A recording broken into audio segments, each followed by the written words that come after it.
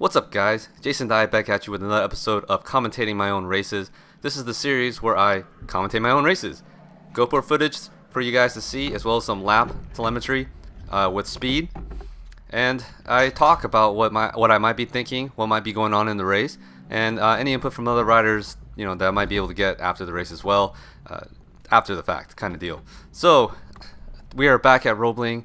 This is the heavyweight Superbike race, the last race of the day for me. And as you can see, conditions are wet, and I have my rain tires on. The back view kind of shows that. Now, interesting thing about this one was this is the second wet race of the day for me. I actually had three, but I had to miss one because I wasn't prepared. I had a really old rain tire for the front tire for one of my previous races, and it was just absolutely horrible. This one I have a brand new rain tire on, and it was pretty amazing, I gotta say. And you guys will see a little bit of that later. Now, I don't have I'm not gonna put up my other race because it's not very interesting and it was really slow. I'm kind of embarrassed about it, to be honest. But this one was good. I had a really good feeling about this. A really exciting race, lots of battling, lots of bikes around. So you guys are gonna, I think you guys are gonna really enjoy this. So just rolling up, making sure my transponder works, waving me on, good to go. And I'm going on to the pit lane. Now, normally when it rains during a race weekend, there's actually quite a few people that end up not racing at all because they're just not comfortable in the wet conditions. They don't want to pay for rain tires, and racing on race DOTs or slicks is just not very smart, especially when the conditions are this wet. Now, it was raining on and off all weekend. Conditions were kind of mixed. Our first few races were nice and dry, and then after a certain point, I think it was about after lunch or so, it just started coming down, and it was coming and going, stopping and going. So the conditions were kind of difficult to gauge, but at least at this point, it was still plenty wet enough to know that you have to run rain tires. And rain tires are really interesting. They're completely different than race DOTs or slicks, as you could tell. First of all, they have a lot more tread cut into them so they could channel water away, but their compound is super soft, super soft. It's like bubble gum. And that's one of the things about the previous rain tire I had on that was too old. It was hard. It was harder than a race DOT, which was kind of an issue. Now, what's going on is people are saying that I have a hose or something sticking out of my bike. It was the coolant overflow hose. It was kind of just sticking out. It was a rubber hose. They just wanted to make sure everything was safe, nothing was going to get caught and snagged and cause an issue or a crash or something like that. So they're just taking a look at it. I got off the bike to take a look at it. Oh, it's the coolant overflow. It's just a rubber hose. And they're like, oh, okay, that's good to go. You're fine. Jumping back on the bike, getting it back started, and then going out there for my sighting lap. Obviously, you can tell I'm the last one out of the pit lane, but I still got out before the cutoff, to where you have a certain amount of time from the time they put up the 5 board to get out there before they'll hold you in pit and have you start from pit lane. And it's just kind of one of those things where they're just trying to make it fair for everyone. If you weren't prepared and weren't there on time, you just kind of had to pay a penalty. Alright, so going around the track for more laps, sighting laps, seeing where the puddles are, seeing what the track conditions are like, and also kind of getting a feel for the rain tires. Now, with this new rain front, I wasn't absolutely positive that it was going to feel as good as it was. I had no idea. The only thing I had to gauge were race DOTs in the wet, which were absolutely horrible, and the previous rain tire, which was almost even worse. The only thing that was going for it compared to the race DOTs was the rain sipes that were cut into it that were better at channeling water, and that was it. Other than that, it was not very soft. It didn't grip very well in the wet conditions.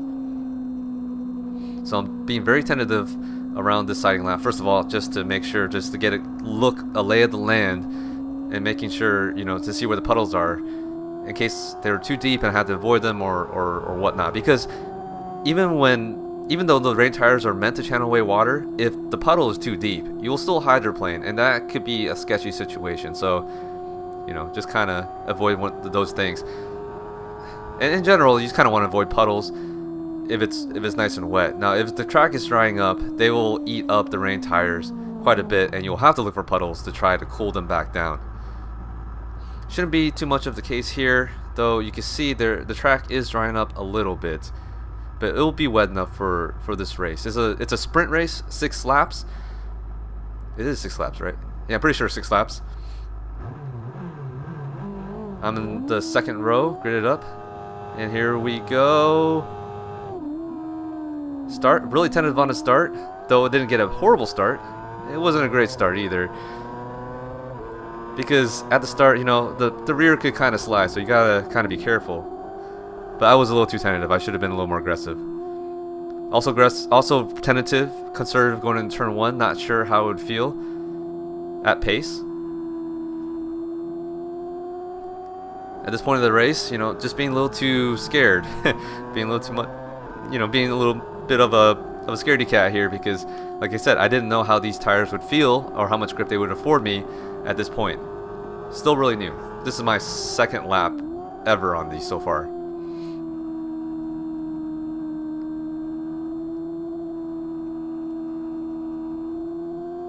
Now I'm doing a little bit of kind of gauging the people in front of me and be like, hey, if they could kind of do it, I should be sort of able to do it as well. You know, at least with these tires. The previous tires, like I keep saying over and over again, they would not be comparable.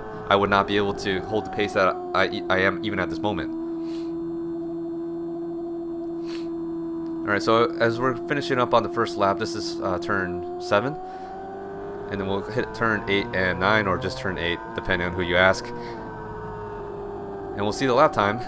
And I'll say that the lap time that I turned on the out lap of the start of the race was pretty much my best lap time on the previous tire, if that's any kind of gauge as to how different these tires are. So 134 was my best with the horrible rain tire front that I had earlier on. So it can only go up from here, right?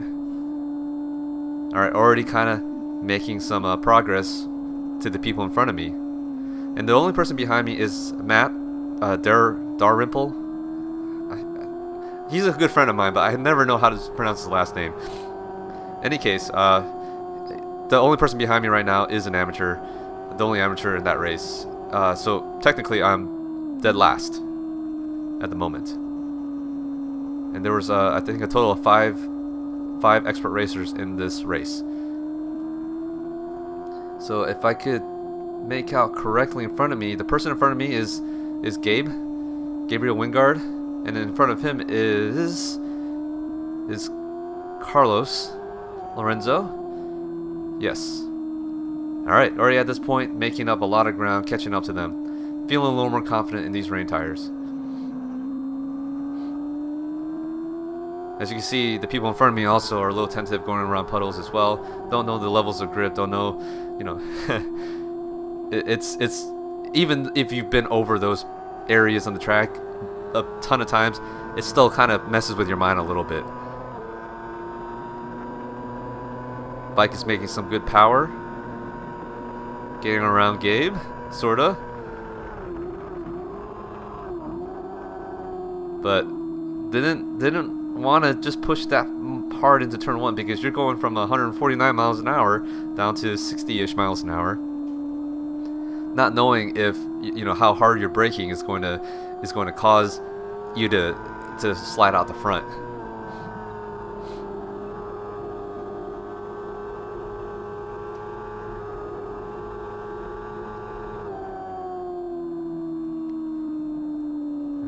Turn 4 is a little bit tentative for everybody. Lots of puddles around here.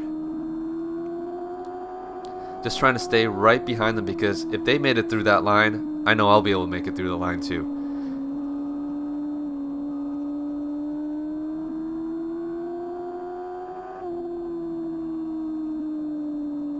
Alright.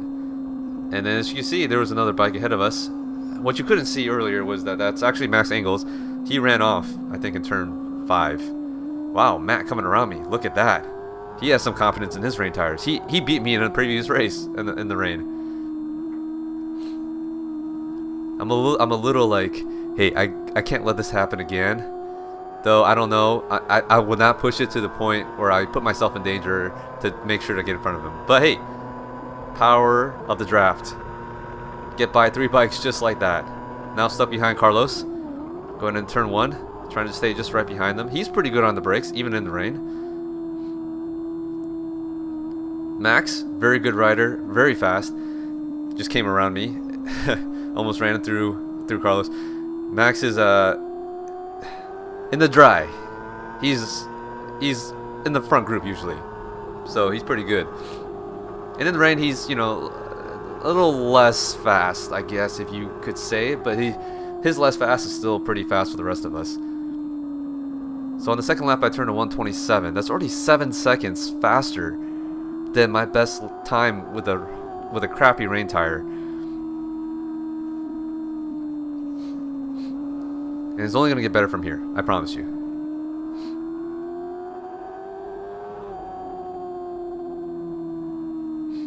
So it's not actively raining right now, but it's still plenty wet, and it looks to stay that way. Coming around turn 7, finishing up hard on the gas. I let off early here because, you know, this is kind of a scary turn, lots of bumps. The track is drying up quite a bit. As you can see, there is a bit of a dry line forming, or dry patches. Getting around Max. Let's just say something about Max. My bike is a lot stronger than his, as you can see, but he's always still faster than me. So that's just say something about his ability, and he's a really fast rider.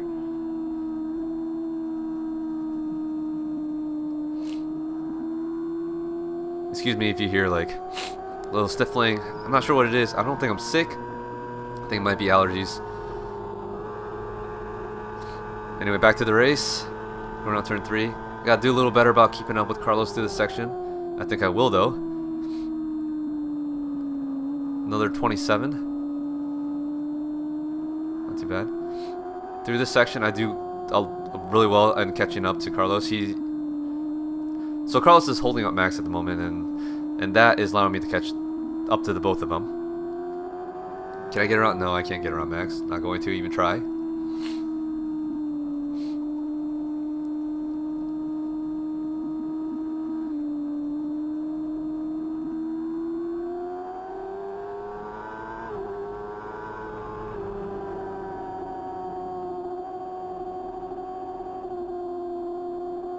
Alright, making up some space. Let's see if we get a good drive out of here.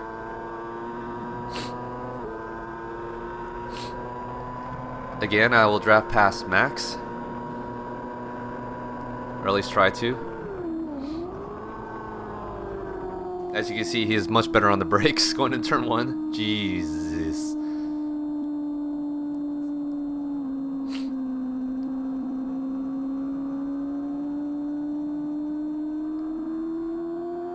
Now, as you can also see, Max is being held up by Carlos at the moment. I do a much better job this time around of staying with them through turns 1, 2, and 3. So in turn 4, I know I'm already a little stronger than at least Carlos is in this section. So I am right there up on them.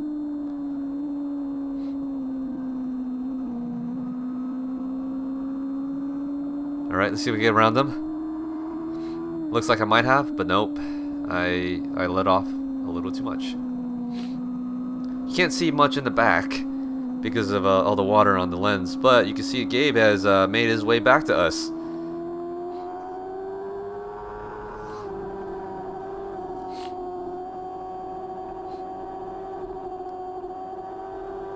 Alright, Max is trying to get around him. He does get around him.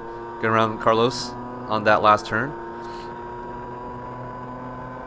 Gets a better drive and he's able to kind of keep Carlos at bay. He will beat Carlos on the brakes going into turn 1, though Carlos did give it his best. It was actually a pretty valiant effort to try to get back in front of Max. Now I am right behind Carlos, so at the moment I'm 4th. Lucas Silva is 1st. He is checked out, gone. His best lap of the race was a 121, I think. Ridiculous. It's faster than a lot of people are in the dry at Roebling. And as you can see, my best lap so far, 125. 125.4. So that's already 9 seconds faster than the first lap of the race and what happens to be my best lap in the wet before this.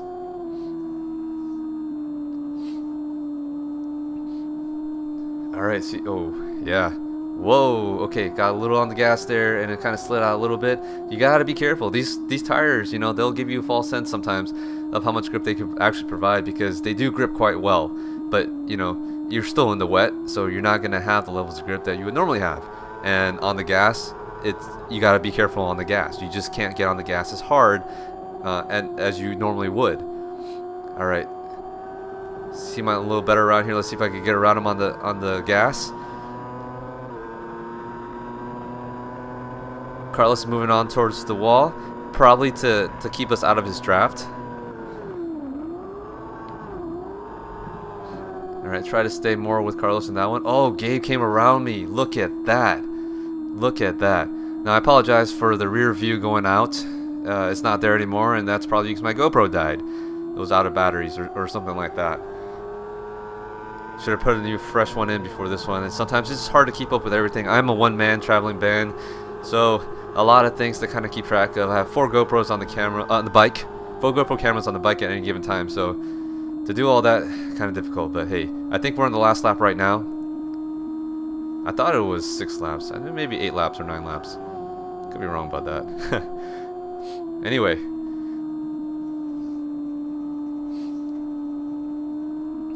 Trying to find my way around. I need to get back in front of him if I'm going to place. So having Gabe get in front of me just put me in last place or 5th place for this race. Oh man, Gabe brave, trying to take him on the inside of that turn.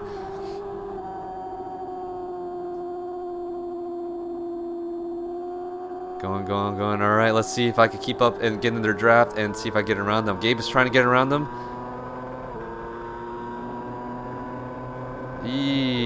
Wow.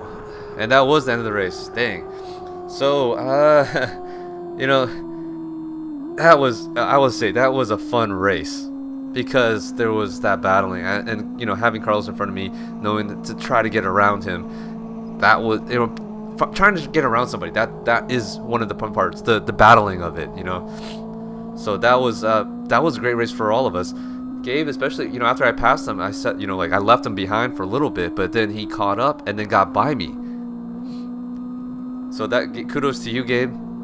I talked to Carlos after the race, and he said that it seemed like Gabe tried to intimidate him after kind of getting around him on the outside of the last turn, coming over on him, you know, towards the wall, and kind of pushing him towards the wall.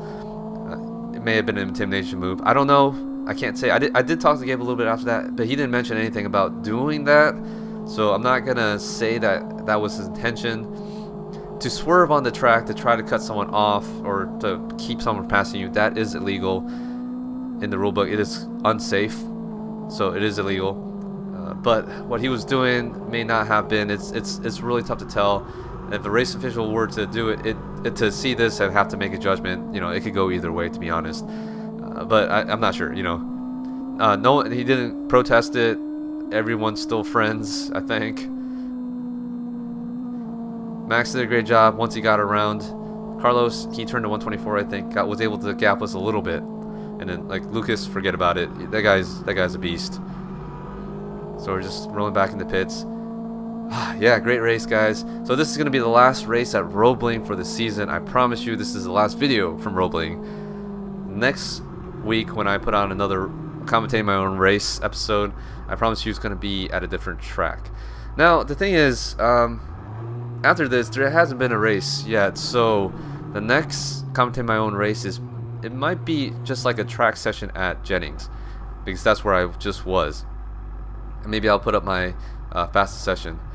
I stop here, kind of wanting to talk to Gabe, but then he just rides his bike right into the trailer. I'm like, okay, I'll catch him later. Anyway, so as I was saying, you know, next week, unless I dig into the archives. Oh, before that, so Mark 10, right here. He's my tire guy. He's also a sponsor. He is checking on me, asking me how I did, and you know, I'm telling him it was amazing. Front tire, amazing, absolutely amazing. Anyway, as I was saying, okay, so next, sorry for getting so off track, guys.